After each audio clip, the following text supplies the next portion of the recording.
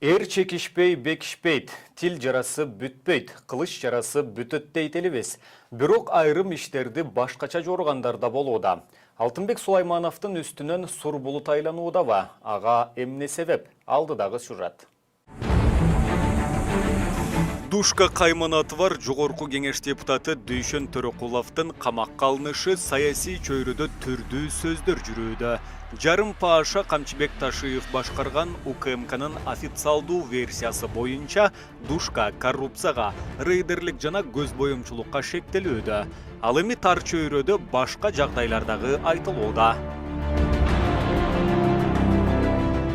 Спортсмен Дүйшөн Төрөкулов депутат. Спортчулугунан тышкары Бирбол партиясынын лидери Алтынбек Сулаймановдун жигити катары белгилүү.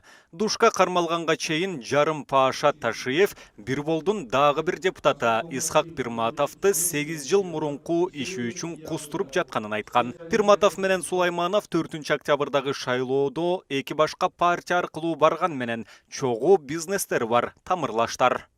Бирболдун башына айланган сур булутту айрымдар 9 жыл мурунку Ак үйдөгү тумшук жарыш менен дагы байланыштырышууда. Анда депутат Алтынбек Сулайманов шайланган президент Садыр Жапаров менен УКМКда отурган Камчыбек Ташиевди кызыл ала кылган эле.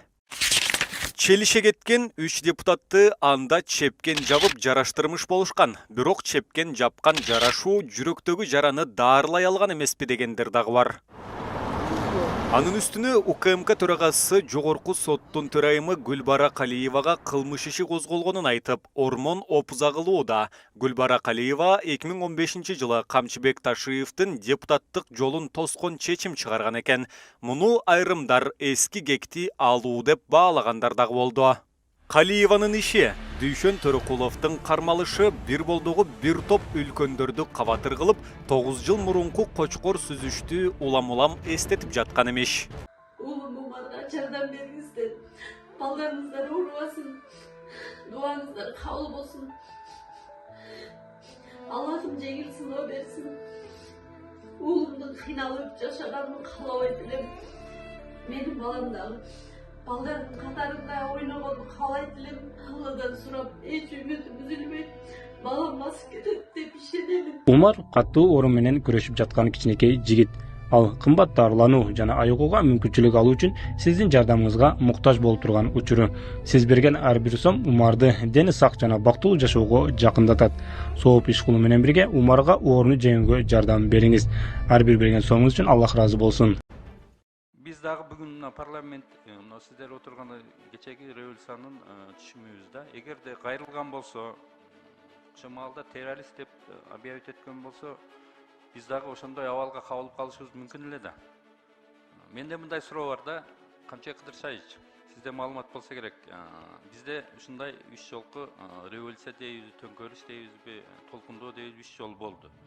Ошол 3 жолку болгон президенттер ошол мезгилдеги ушундай кайрылышканбы ОДКБга? Кайрылышкан эмес. 2010 жылы гана Оштогу болгон коогалаңда убактылуу өкмөт кайрылган деген бир маалымат бар. Ачык айтканда ал маалымат эле такталган жок. Ал эми 2005-2020 жылкы баягы элибиздин каалоосу менен болгон маселелерде эч ким эч кайрылган эмес. Биз өзүбүз эле кыргыздар, кыргыз коомчулугу өзүбүз эле жакшынакай кылып бир күн ашып кетсе 2 күн ичинде маселелерди баарын чечип алган. Баары мүмкүн болчу.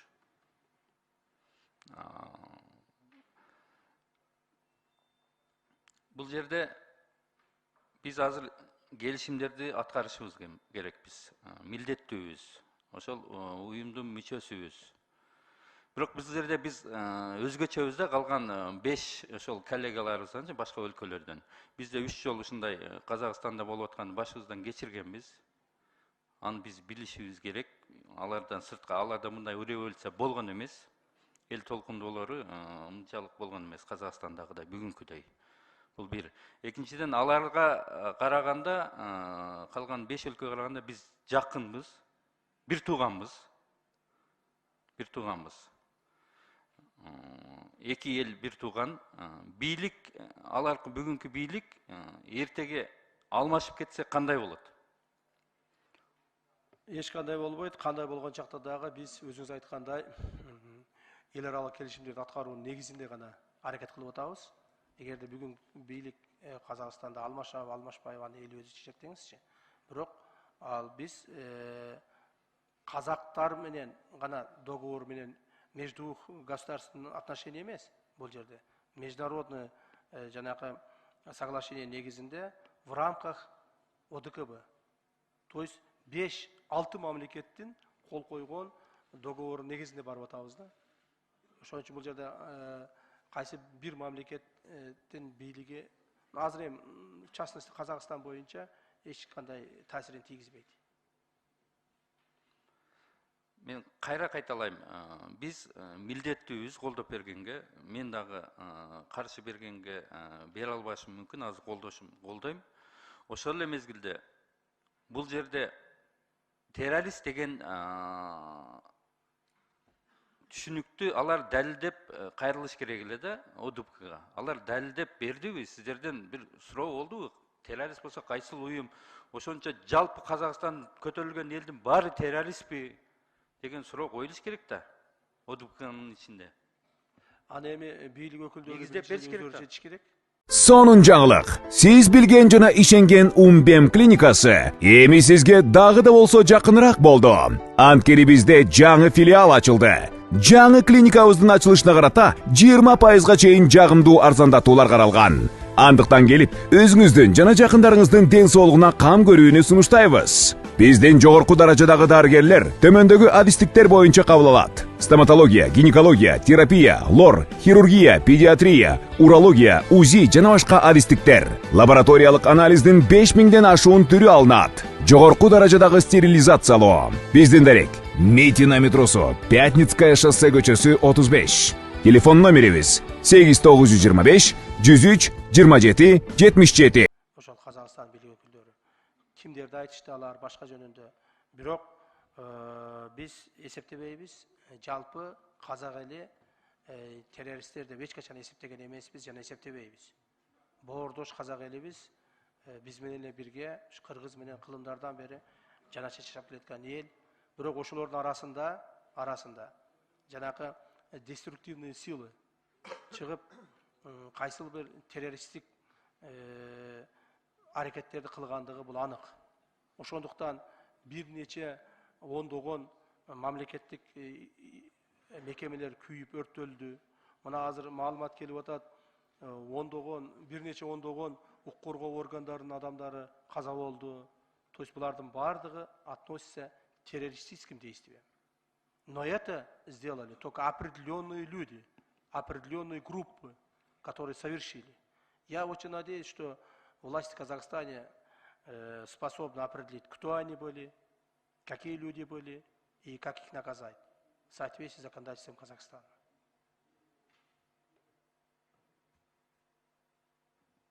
Рахмат. Мени 2 мүнөт өчүрбөй туруңуздарчы, бир эки нерсени айтып калайын. Урматтуу коллегалар, мен 6-чы созуктун депутатымын. Сиздер 7-чи созув, 6-чы созуктун продуктусуздар. 6-чы созув кабыл алган мыйзам менен келип отурасыңар. Мына жерде жаңы келгениң 5 жолу депутат болгонуң деле 6-чы созуп. Алдыда көп ашуу бар, көп тайгак жолдор бар, көп кууш жолдор бар. Көрөбүз. Кимиңер канчалык болот экенсиңер? Алдыга жол көрсөтө албаган кечегини чукулайт. Кечеги менен күрөшөт. 30 жылдан бери Акаев, Бакиев, Атамбаев, Жээнбековду бүтө албайбыз. Жок, алар кетти. 7-чи созуп бүгүн, 6-чы созуп кетти кече. Мына эртең кыйын болсок, эртең көрсөтөлү өзүбүздү. Бүгүндөн баштап. Не кыласыңар 6-чы созупту? Кыйын күндөрү 6-чы созуп. Силер барыңар үйүңөрдө жатканда, мыйзам талаасына ушу өлкөнү алып келип, жаман болсо дагы, жаман көрүнсө дагы, ушул президенттик шайлоону, парламенттик шайлоону өткөзүп, мына силер келип отурасыңар. Жетет. кыйындыгыбызды мына эртеге ашууларда көрсөтөлү бири-бирибизге. Эртеге ким кандай экен мына ушул палата ушул көрсөтөт. Барыңыздар, кимиңиз кандай мыйзам, кимиңиз кандай сүйлөп, кандай добуш бердик. Алдыга карап умтулалы. Болду чукулашканды. Жетет. Рахмат. Процедурный 6-шы микрофон. Урматтуу коллегалар, мен жазылдым эле. Компьютердин ар жакта, бирок сүйлөп алайын. Кечиресиздер, мен мага айтылган сөз боюнча чыгып коюн дедим, айтып коюн дедим. Мен чыксам болмок, мен дагы болом депчи. Бирок бүгүнкү болгон кимге шайлансаңар билбейбиз. Бирок эртең кандай шайлансаңар, иштей албасаңар, жогорку кеңештин аброюн көтөрө албасаңар, ошондой болуп кайра калабыз жумуштан силерди дагы. Ошондуктан азыр боло электе бизге мугалим болуп, биз боло электе бизге акыл үйрөтүп, боло электе биздин аброюбуз тебелбегилечи.